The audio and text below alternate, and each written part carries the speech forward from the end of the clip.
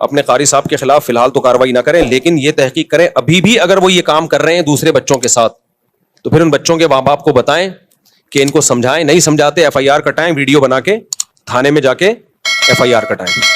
اسلام میں بڑوں سے زیادہ حقوق کس کے ہیں؟ بچوں کے۔ بچے کو صدقہ کرنے کی اجازت نہیں ہے، آپ اندازہ لگا لو، کیونکہ اس کا مال ذاتی مال ہے، آپ اس سے صدقہ نہیں کروا سکتے کیونکہ اس کا پیسہ ضائع ہو رہا ہے۔ شریعت کہتی ہے بالغ ہوگا، عقل ہوگی پھر مانیں گے، ابھی اسی کے لیے رکھے جائیں یہ پیسے۔ تو مارنے کی کہاں سے اجازت ہو گئی میرے بھائی؟ اور درندوں کی طرح بعض قاری لوگ کوٹتے ہیں۔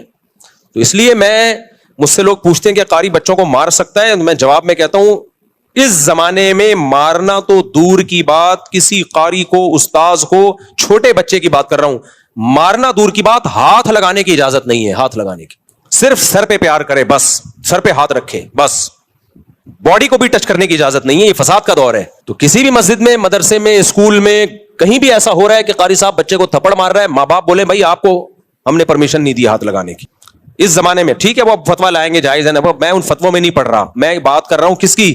اس زمانے کی۔ قطعاً اجازت نہیں ہے، کیونکہ اس کی کوئی لمٹ نہیں ہے۔ آپ نے ایک تھپڑ کی اجازت دے دی، وہ 2 4 10 کوٹتا ہے، وہ اپنی ٹھڑک نکال، ہاتھ پاؤں ٹوٹتے ہوئے دیکھے میں نے قاریوں کے ہاتھوں بچوں کے۔ ایک بچے سے میں ملا، سنتا ہی نہیں ہے، بڑا ہو گیا اب تو، شادی ہو گئی، اس کے بچے ہو گئے، سنتا ہی نہیں ہے۔ میں نے کہا کیا ہوا تم سماعت کیوں کمزور ہے؟ کہہ رہے قاری نے ایک تھپڑ مارا تھا اتنی زور سے کانوں کی سماعت چلی گئی۔ تو اس لیے سارے قاری ایسے نہیں ہوتے، ہم نے بھی قاریوں سے پڑھا ہے، اللہ کا شکر ہے کبھی نہیں تھپڑ مارا۔ میں نے جس مدرسے میں پڑھا ہے کبھی نہیں مار پڑی، صرف ایک دفعہ پڑی تھی۔ مجھے 8 سال میں ایک تھپڑ پڑا تھا، وہ تو اتنا تو حق بنتا ہے، وہ تو 2 4 پڑھتے تو ہمیں تو خوشی ہوتی تھی ہمارے استاذ مارے، کیونکہ ہمارے استاذ اتنے نرم دل ہمیں ملے، اتنے پیارے پیارے سویٹ سے استاذ تھے کہ وہ تو ہمیں مارتے تو ہمیں خوشی ہوتی یار، کبھی اس سے تو فائدہ بھی تو ہوتا ہے نا۔ لیکن ایسے استاذ مارکیٹ میں بھی تو شارٹ چل رہے ہیں۔ تو مجھے ایک تھپڑ پڑا ہے، طالب علم مدرسے کی بات کر رہا ہوں، وہ استاذ بھی پٹھان، ہر سال میں نے ان پٹھان ٹیچر جو بڑے سخت تھے، پورے دور حدیث تک انہوں نے ایک تھپڑ مارا، وہ بھی گردن پہ۔ وہ بھی کیسے مارا؟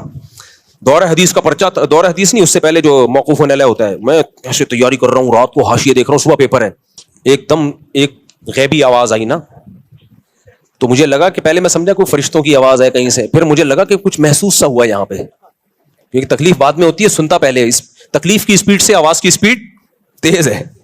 تو مجھے یہ بھی اندازہ ہو گیا اس دن کی تکلیف کی محسوس کرنے کی سپیڈ سے جو آواز کی سپیڈ ہے، دیکھو سائنسدان اسی طرح تو فارمولے نکالتے ہیں۔ تو میں نے دیکھا یہ ہوا کیا ہے، تو میرے استاذ کھڑے ہوئے تھے، انہوں نے گردن پہ رکھ کے لگایا، انہوں نے کہا پورے سال تمیز سے محنت کرتے نا تو اس وقت ہاتھ پاؤں پھولے بھی نہیں، ان کو دیکھ کر امتحان میں تو ہاتھ پاؤں، تو ہمیں ذرا بھی دل میں ہمیں تو خوشی ہوتی تھی یار، ہم تو ویسے کہاں سے بخشے جائیں گے بھائی، تھوڑا سا استاذوں سے پڑ جائیں تو شاید اللہ بخشش کر دے۔